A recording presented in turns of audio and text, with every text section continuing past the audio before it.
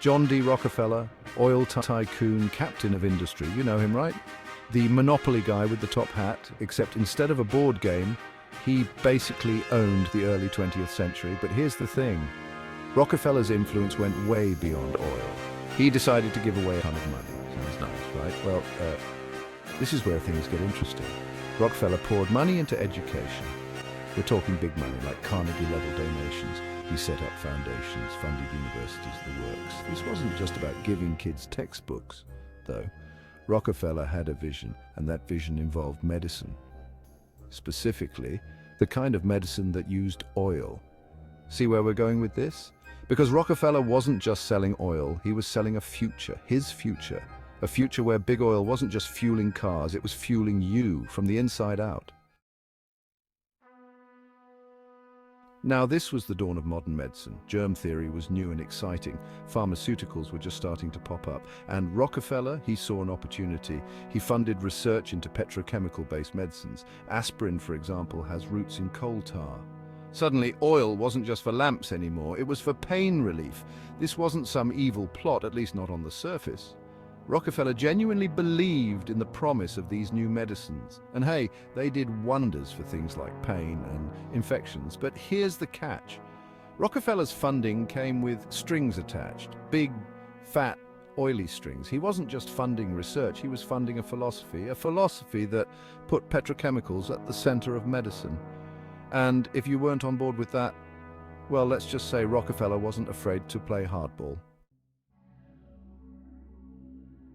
Here's where it gets shady. Rockefeller's influence was so huge that he basically dictated what kind of medicine was taught in schools. Remember all those donations? They came with a catch. Universities that wanted Rockefeller's money had to play by his rules, and his rules said petrochemicals or bust. Medical schools that dared to teach alternative therapies, blacklisted, shut down, run out of town. We're talking naturopathy, homeopathy, herbalism. Anything that didn't fit with Rockefeller's vision of a petrochemical-powered medical future was deemed unscientific and quackery. Now, were some of these alternative therapies a bit out there? Sure. But were they all bogus? Debatable. The point is, Rockefeller used his money and influence to stifle any competition to his vision of medicine. Section 4, the price of progress, naturopathy and herbalism sidelined. So what happened to all those alternative practices? They got pushed to the fringes, driven underground. Remember when your grandma told you about that weird plant that could cure anything? That's the legacy of Rockefeller's purge. Generations of traditional knowledge, gone or forgotten. Now, we're not saying that modern medicine is bad. Antibiotics are fantastic. Vaccines are lifesavers. But maybe, just maybe, something got lost in the shuffle.